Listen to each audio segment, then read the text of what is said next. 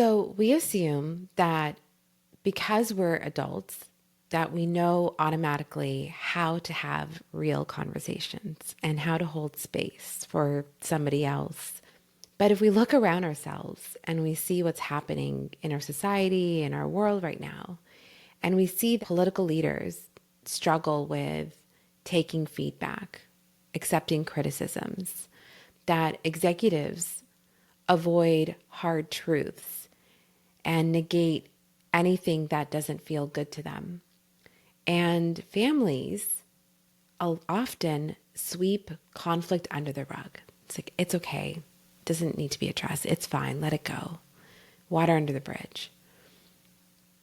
We're walking around with this lack of communication skills, the lack of understanding, and at a very low level of understanding, I should say. And we continue to wonder then that why is it that our relationships, our workplaces, and our communities feel so fractured? There's a lot of that sensitivity, of fragility, of fracture that's happening. And the truth is that we have a crisis right now. We have a crisis in our ability to articulate things with an emotional awareness. There's an inability to name something, to express and navigate feelings with clarity and care, where you could say, I know what I'm feeling before we react. And because there's this gap that's happening, it's costing us our connections, our relationships, our trust, and it's costing us progress in our society. It's costing us exactly what we're seeing around us, a lot of fractured relationships. So today we're going to explore why this is happening, all the way from the ancient roots of emotional intelligence to the cultural contradictions that we live in now. And more importantly, how we can start changing that. I really believe, I fundamentally to the core of myself believe that communication is one of the most pivotal skills that we can really hone in and understand and build, because it is our way of surviving and thriving as a society. Welcome to Reframing Perspectives, the podcast where we challenge traditional thinking and explore the power of empathy in conscious leadership, personal growth, and human connection. I'm Dr. Payal Beri, and in each episode, we dive into thought-provoking conversations that expand perspectives and spark transformation. Because empathy reframes perspectives. Let's begin.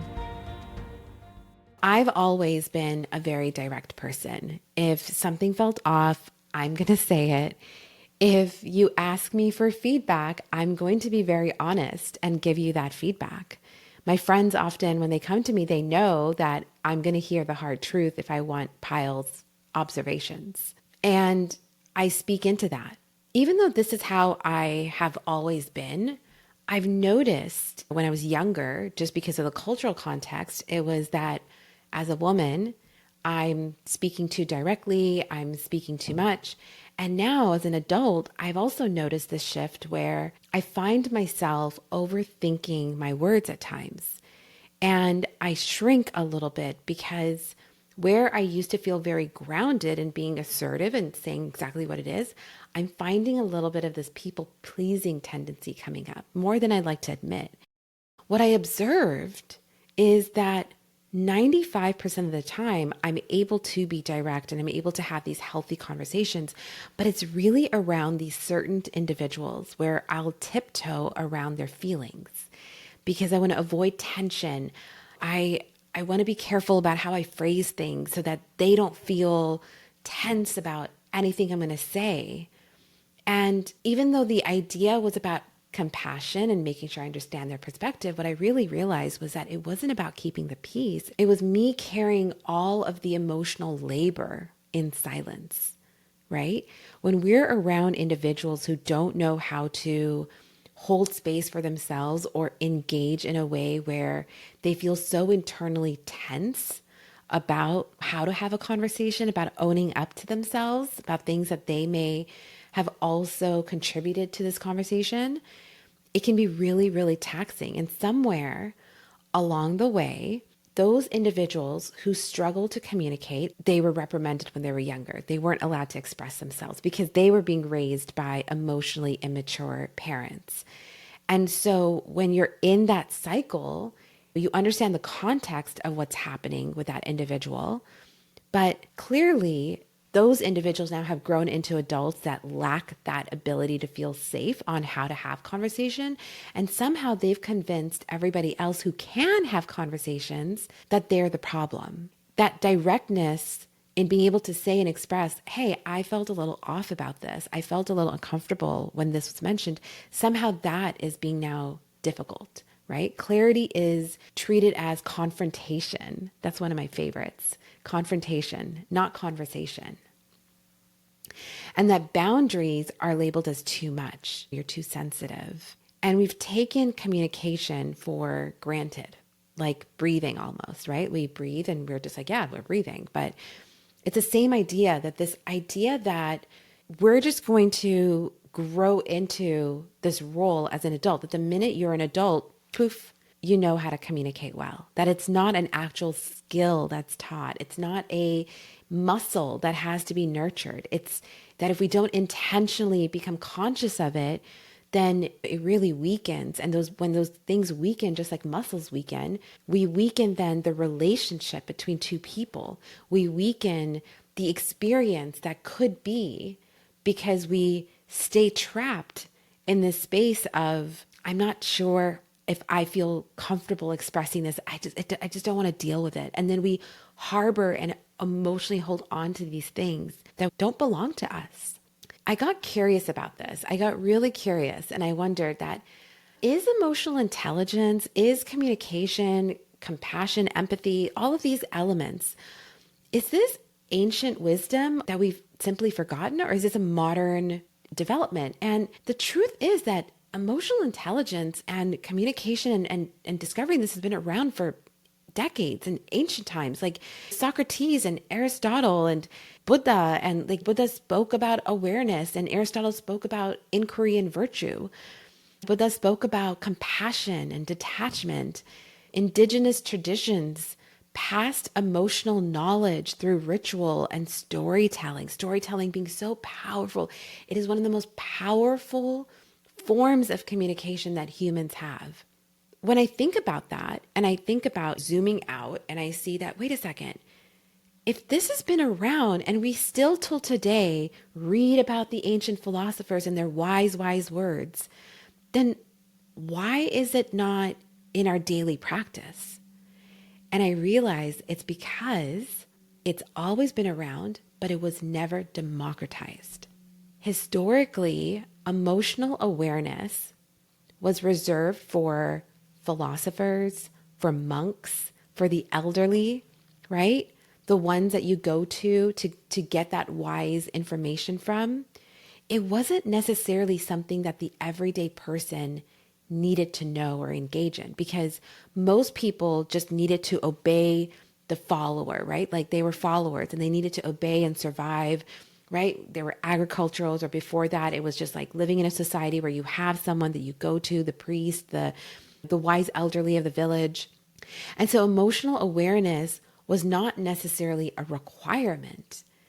It was something that was seen on as there's a few that hold that, and we go to them when we need to deal with something, but we don't actually need it. But if we fast forward to today, and we fast forward to millennials, hello, and Gen Z, we millennials and Gen Z are the first generation to widely challenge the cost of emotional suppression. Gen Z sees it even more, right? Ideas like therapy and boundaries and healing and self-awareness and self-expression, these aren't just things that are considered a trend, but they are pivotal to our community and society. And the reason why I think millennials and Gen Z started seeing this is because they saw the toll and they saw the relationship that was between their boomer parents and themselves in an emotionally disorienting world that was just constant havoc and chaos and war. And they said, wait a second, I don't want to participate in this. I don't want to just accept this as status quo. And so for that reason, when we shifted also out of the way that human life functioned, right? The reason where boomers and generations before them even functioned in this, if you think about that, is it was the Industrial Revolution. And so the primary measure in society and productivity wasn't about emotional intelligence. It wasn't about how do you feel, right? It was about factory work. It was about these booming industries.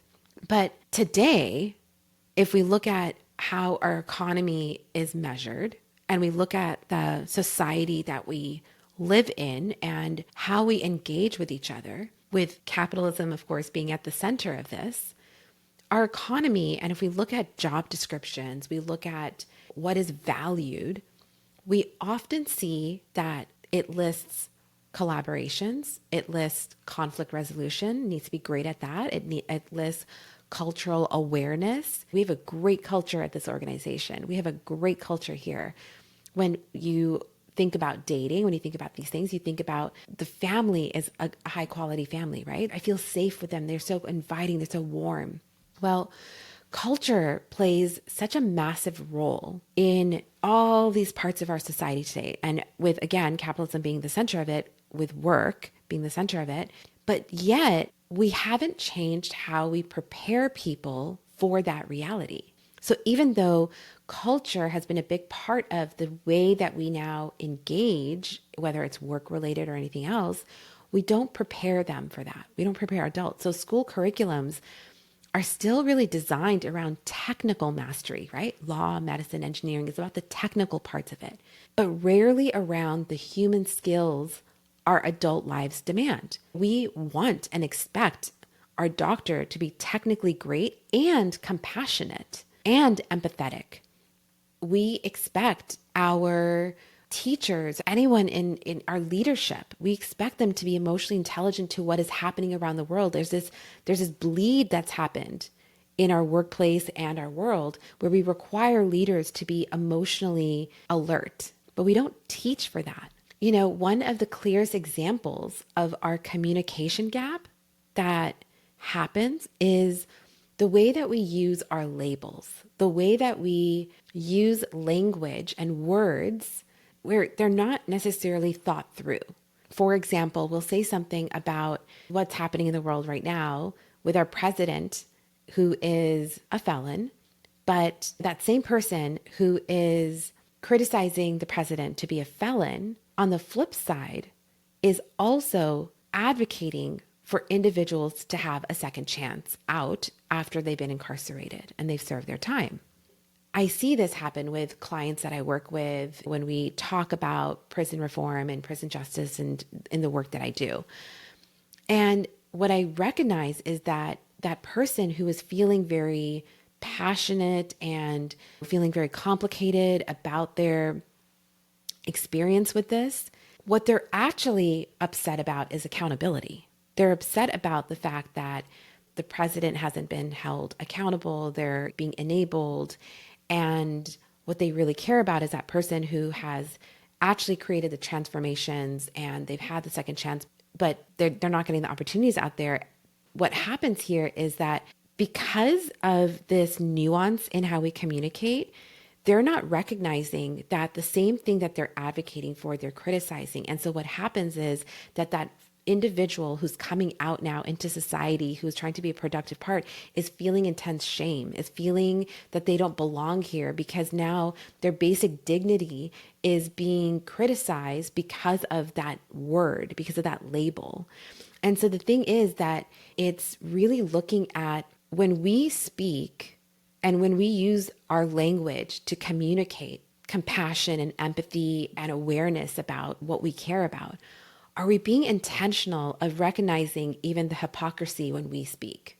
And so that is something that I see a gap in when we think about our systems, when we think about what's happening in our world, is that if in the same breath you're using a word to describe in a negative way, but then you're using but yet at the same time, you care deeply about advocating for that group, there's a conflict there that's happening. And now that relationship with the group that you're trying to support starts to disintegrate because they just feel shamed by what's happening. Another contradiction that we have when we think about communication and we think about the way that we relate to each other, it comes from this idea of being non-confrontational. Like that's a badge of honor, right? When people say that, oh, I'm not confrontational, I don't participate in that. What they're really saying is, I don't feel safe having an honest conversation. And it could be because they were reprimanded, like I said earlier, or that they had been shamed for having communication. So they now think that that's just not the way you do it. And so then the people who can communicate end up tiptoeing and managing those other people's fragility. Because I always make this joke that when someone says, I'm not confrontational, I said, well, no one's asking you to go into a boxing ring, right? It's like, let's have a conversation. And so again, if we think about the words and the label of words, if we were to actually say, hey, I'd love to have a conversation with you, it in your body, it actually removes and releases that tense feeling because it's a conversation. It's not I need to talk to you. I need to have this confrontation, right? So this isn't a fringe issue. This is a cultural one. How do we make sure that as we're moving forward and as we're thinking about this, how do we make sure that people, whether it's leaders who are able to hold these conversations, whether it's parents who are not gaslighting their kids, it's friends who avoid conflict until it turns into resentment. How do we really address this piece? And one of the things that research actually backs up is that according to the Journal of Social and Personal Relationships, communication is the number one predictor of relationship satisfaction. And emotional intelligence and communication are now considered among the top 5 in-demand global skills, according to McKinsey. And what's wild is that companies actually lose $37 billion annually due to communication breakdowns between employees and managers. So when we think about the fact that there's a gap here, research has proven it. So what are we doing about it? We need to normalize saying, hey, you know what? That didn't really land well for me. Can we talk about it? We need to ask questions with like, can you help me understand where you're coming from? We need to have pauses before we speak so we can be more intentional with what we're sharing, and we're not rushing to defend ourselves, and we're not rushing to have a reaction or to be heard, but we're being really, really mindful, and we're having those pauses, and we're thinking like, what do I really want to say? And am I being intentional with the words that I'm having? Because communication is a teachable skill. It's not this like, oh, you're born with it or not. It's not a genetic thing. It's an actual skill, and there's proof of this. In Denmark, empathy is actually part of the national curriculum. From age 6 to 16, every child participates in a weekly class. I'm going to butcher the name, but it's called Klasnes Tind, which means class time. And during this hour, students bring up personal or group challenges in a safe space, and teachers guide them through active listening, through collaborative problem solving, and conflict resolution.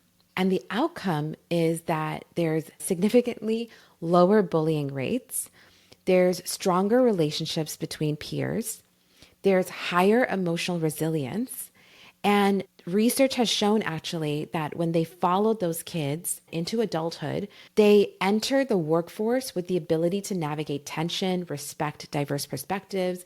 They're able to hold space. They actually show that they have climbed the ladder or become very successful adults, more so than their counterparts. So when you slow down and think intentionally about what you want to say, your intentions, your words, the weight that they carry, you transform not just how you communicate, but the quality of your relationships and the culture that's around you. At the end of all of this, having thought through the gap, the problem, the research that shows what can be done, my request to you is that before you speak, ask yourself, what is it that I want to say? When you're in a situation, really pay attention to, am I justifying not wanting to talk this through, or am I avoiding this, right? Am I having a conversation, or am I reacting to something that I haven't fully processed for me to be in a conversation in a healthy way? Because the way that we speak becomes the world that we shape. And I think that as a collective, we are really ready for better conversations. And I know I am. And I want to be able to be in conversation, to be able to hold space for all of us so that we can be in the space to heal, to hear each other, to have more compassion. And so we can be in relationship with each other in community without fearing just even the simplest interaction that just right now is exhausting everybody. So I really believe that how we communicate, how we hold space, the empathy and the compassion in that can really shift the way that we are currently engaging in our society. I really hope that you enjoy this episode, and I just have one favor to ask you.